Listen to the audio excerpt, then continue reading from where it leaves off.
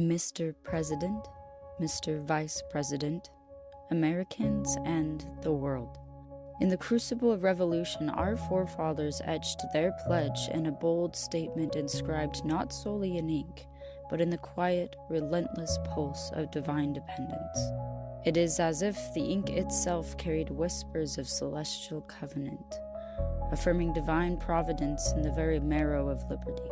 Yet, as time passed, present battles won, and future problems solved, Liberty's nation absolved themselves from any responsibility to the providence from whose sovereign ties freed them from foreign foes, and man's purpose became his own. Hear this: if our purpose is in just us, we will find we have lost ourselves encased in the cells of just this.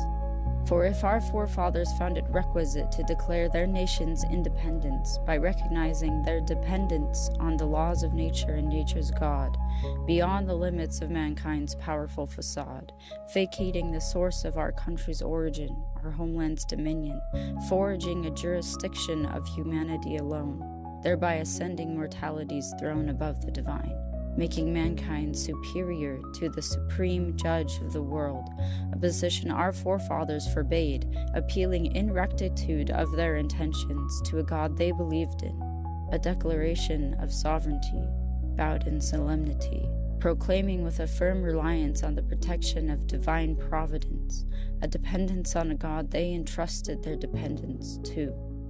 Who are we to say any different? What difference does it make if we believe in God or ourselves? As the good word says, shall the axe boast itself against him that heweth therewith? Or shall the saw magnify itself against him that shaketh it?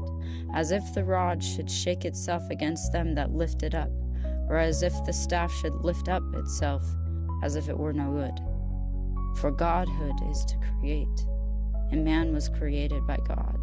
And should man boast himself beyond him who spawned ages beyond ages, he shall find himself his brother's pawn, despondent, disheartened, and disappointed, foraging for the framework of freedom our forefathers forged, overwhelmed by the damage of a fallen nation who failed to hear the caution within the clarion calls of its creator. This is a warning from neighbor to neighbor.